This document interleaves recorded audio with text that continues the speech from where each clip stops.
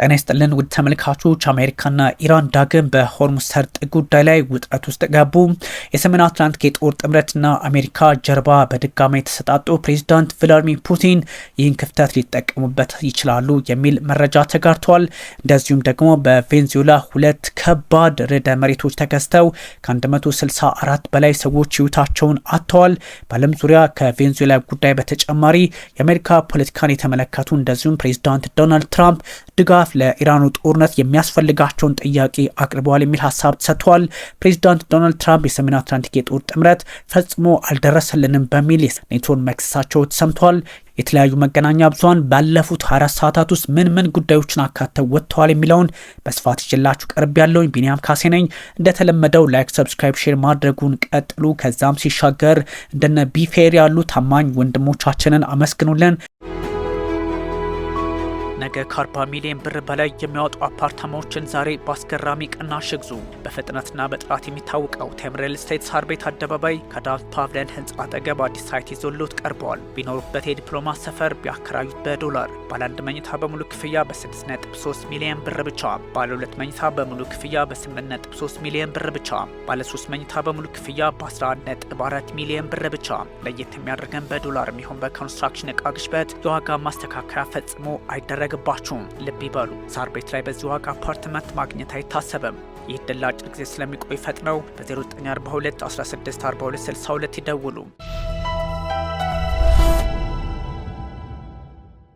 ኢራንና አሜሪካ በሆርሙዝ ሰርጥ ላይ እጅግ አደገኛ የተባለ ውጥረት ውስጥ መግባታቸው እየተነገረ ነው። የሁለቱ ሀገራት ስምምነት ሳይውል ሳያድር ወይም ደግሞ ፊርማቸው ሳይደርቅ አደገኛ ውጥረት ውስጥ ገብተዋል እየተባለ ነው። ኢራን በሆርሙዝ ሰርጥ የሚያልፉ መርከቦችን ለማስከፈል ፍላጎት ማሳየቷ አደገኛ መሆኑን የአሜሪካ ውጭ ጉዳይ ሚኒስትር ማርክ ሩቢዮ አስጠንቅቀዋል እየተባለ ይገኛል። በዚህ አካባቢ የሚያልፉ መርከቦች ለማስከፈል ፍላጎት ማሳየቷ ወደ ሌሎች የባህር መተላለፊያዎች በመስፋፋት ከባድ ውጥረት ዓለም ላይ ይፈጥራል በሚል እንደዚሁ ማርክ ሩቢዮ ማሳሰባቸውን አልጀዚራ አስነብበዋል። የዓለም አቀፍ የባህር መተላለፊያዎች የየትኛውም ሀገር ንብረት አይደለም በሚል ማርክ ሩቢዮ ሀሳብ ለመስጠት ቢሞክሩም ይህም ዓለማችን መሰረታዊ በሆነ አጋጣሚዎች ችግር ውስጥ ልትገባ ትችላለች በሚልም አስጠንቅቀዋል ተብሏል። ዓለማችን ሙሉ ለሙሉ በቀውስ ልትታመስ እንደምችልም ጠቋሚ መረጃን አጋርተዋል። ባህሬን ላይ እየተካሄደ በሚገኘው የባህር ሰላጤው ሀገራት የትብብር ምክር ቤት ስብሰባ ላይ ይህን ሀሳብ መናገራቸውን የተለያዩ ዓለም አቀፍ መገናኛ ብዙሃን በማስነበብ ላይ ይገኛሉ። ሀገራት በአቅራቢያቸው ያሉ ዓለም አቀፍ የባህር ላይ መተላለፊያዎችን መቆጣጠር፣ ገንዘብ ማስከፈል እንደሚችሉ ከተቀበልን በኋላ ይህ እንደ ወረርሽኝ በመላው ዓለም ይስፋፋል። እናም ኢራን ይህን እንቅስቃሴ ብታቆሙ በጎ ነው በሚል በማስጠንቀቂያ መልክ ማርክ ሩቢዮ ሀሳባቸውን አስቀምጠዋል። አሜሪካና እስራኤል በኢራን ላይ ጦርነት መክፈታቸው እንዲህ አይነቱን አደጋ ወይም ደግሞ ኢራን በሆርሙዝ ሰርጥ አካባቢ የሚደረጉትን እንቅስቃሴዎች ለመዝጋት አስገድዷታል። ይህኛው አካሄድ ደግሞ በዓለማችን ፖለቲካ ላይ እጅግ ቀውስ ሊፈጥር ይችላል የሚል መረጃ ከግራም ከቀኝም መውጣቱን ቀጥሏል።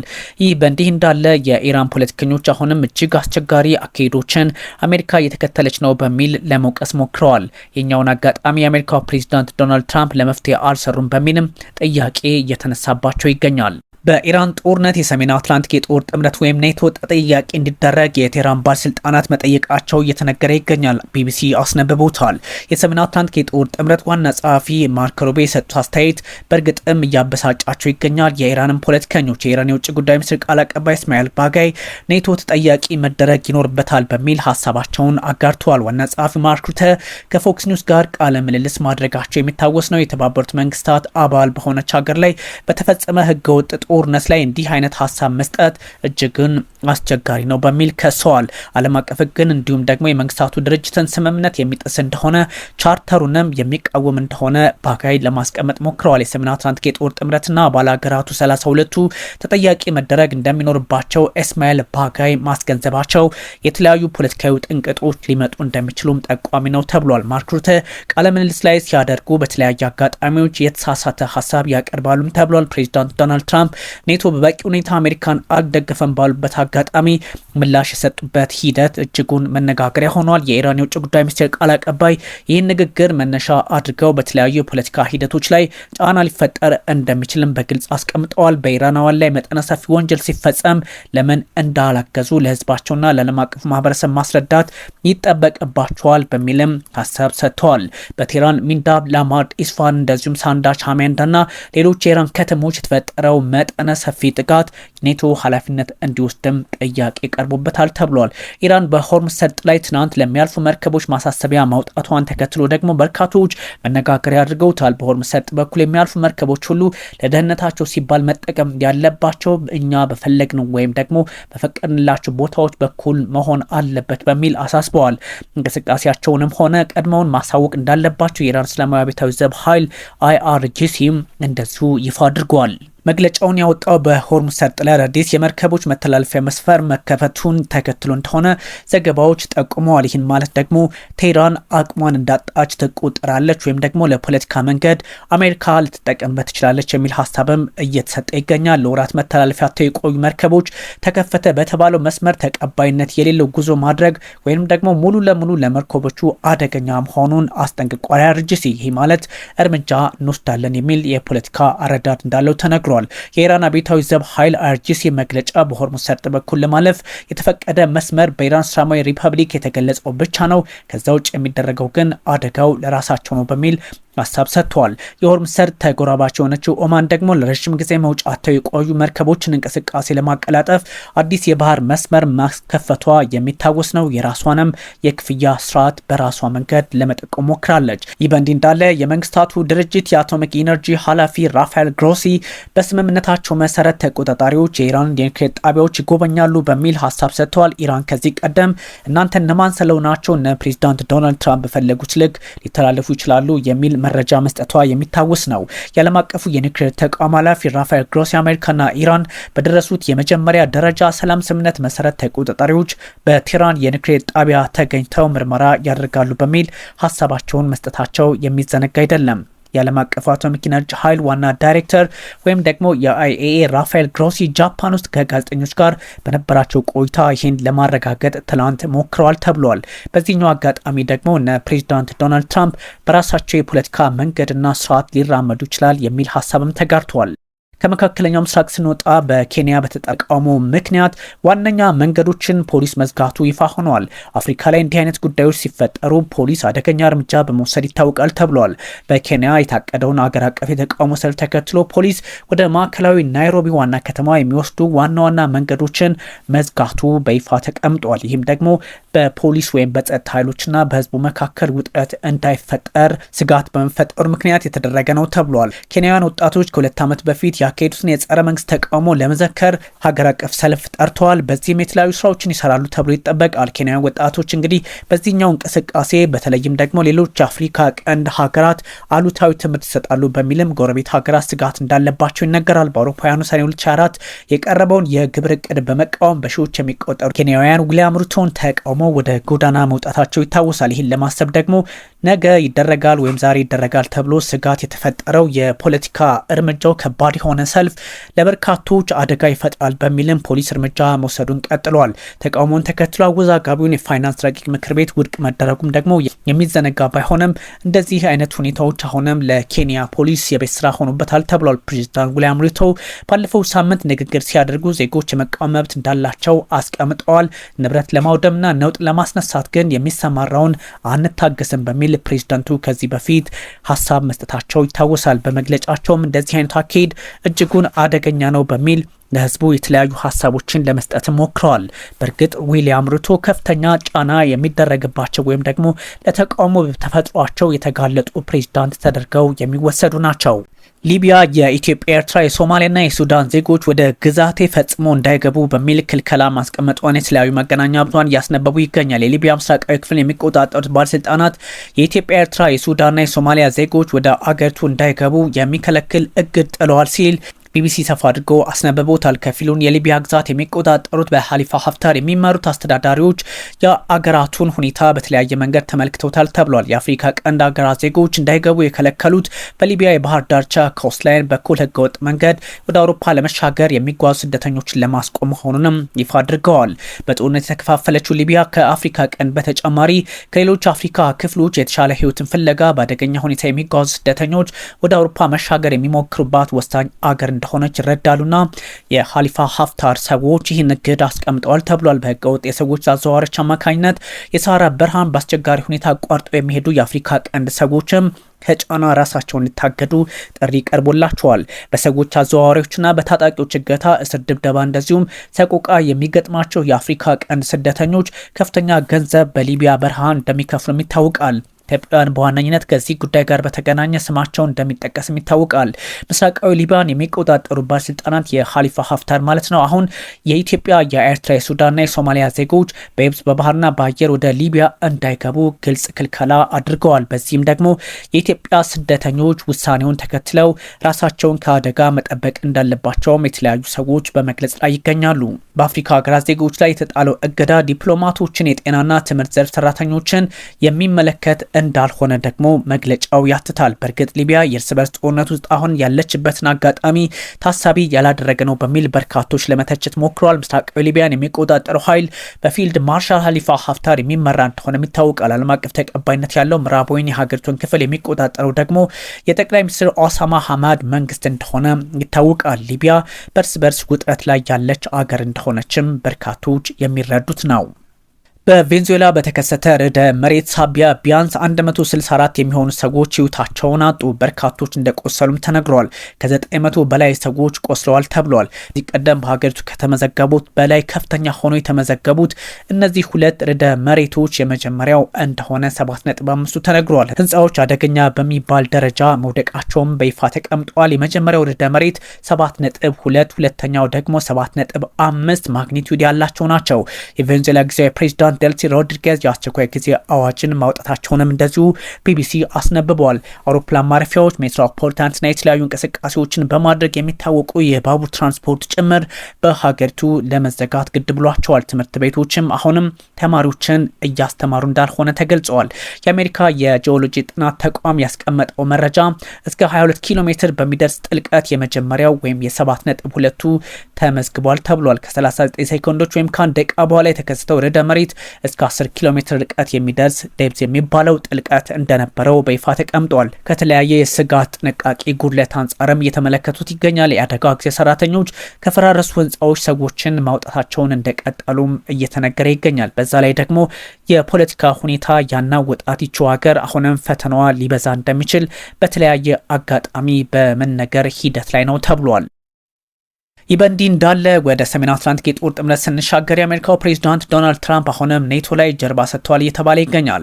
ዋሽንግተን በዓለም አቀፍ ግዙፍ መድረኮች ሀሳቧን ተናግራ ሳታጠናቀቅ በተስማምተናል ስሜት ውስጥ በማጨብጨብ የሚታወቁት ለንደን፣ ፓሪስና በርሊን በፕሬዚዳንት ዶናልድ ትራምፕ የፖለቲካ አይን በጥርጣሬ እየታዩ እንደሆነም በይፋ ተቀምጠዋል። ማሳያው ኔቶ ነው ሲልም ቢቢሲ አስነብበዋል። ፕሬዚዳንት ዶናልድ ትራምፕ የሰሜን አትላንቲክ የጦር ጥምረት ላይ ጥርስ ከነከሱ ዋላ ድር ብለዋል። በቁም ነገር ከባለ 32 አባላቱ ኔቶ መውጣቱን እያሰብንበት ነው በሚልም ትራምፕ አስቀምጠዋል ተብሏል። ከዋና ጸሐፊው ከማርክ ሩቴ ጋርም ከመጋረጃ ጀርባ ክፉና ደግ እስከ መነጋገር ደርሰዋልም ተብሏል። የሰሜን አትላንቲክ የጦር ጥምረት ኔቶ በአሜሪካ አማካኝነት በታሪክ እጅጉን ውስብስብ አደገኛ ጥፋት ውስጥ ሊገባ ይችላል የሚል መረጃ እየተቀመጠ ይገኛል። ከዚህ ውጭም ደግሞ ፕሬዚዳንት ዶናልድ ትራምፕ ኔቶ በመካከለኛው ምስራቅ ውጥረት በኢራን ጉዳይ ላይ እጁን አጣጥፎ ተቀምጧል። እኛም ደግሞ ምንም አይነት እርዳታ ፈለግን ብንልም ለትዝብት ነው እንጂ እነሱ ወትሮንም አይደርሱ ልንም በሚል ሀሳባቸውን አጋርተዋል። እርዳታውን አብዝተን ብንፈልገው ኖሮ እንኳንስ ሊደርስልን በመግለጫም ቢሆን ሊታደገን ባልቻለ በሚል ፕሬዚዳንት ዶናልድ ትራምፕ የሰሜን አትላንቲክ የጦር ጥምረት ወይም የኔቶ አገልግሎቱ አውሮፓዊ እንጂ የአትላንቲኩ አይደለም በሚል እርባና ቢስ ነው በሚል ገልጸውታል። በዚህ ላይ የሩሲያው ፑቲን ኔቶን ከአሜሪካ መለየት ይሰሩበታል የሚል ጥያቄ እየተነሳ ባለበት ሰዓት ፕሬዚዳንት ዶናልድ ትራምፕ ቅሬታ ብቻ አይደለም ከጥምረቱ መውጣትንም እያሰቡበት መሆኑ ግልጽ አድርገዋልና ችግሩ አደገኛ ሊሆን ይችላል የሚል መረጃ በስፋት ተጋርተዋል። በኦቫል ኦፊስ ትራምፕና የሰሜን አትላንቲክ የጦር ጥምረት ዋና ጸሐፊ ማርክ ሩተ ሲወያዩ ቀድሞ ለጥምረቱ ቦታቸውን ያን ያህል እንደነበሩት ሪፐብሊካኑ ከስድብ ባሻገር ፖለቲካዊ እርምጃ ሊወስዱ እንደሚችሉም ይፋ አድርገዋል። ፕሬዚዳንት ዶናልድ ትራምፕ በጦር ግንባር ላይ አሜሪካ ጋር ቆሞ የመዋጋቱን ነገር እንጃ በሚልም ኔቶን ገልጸውታል።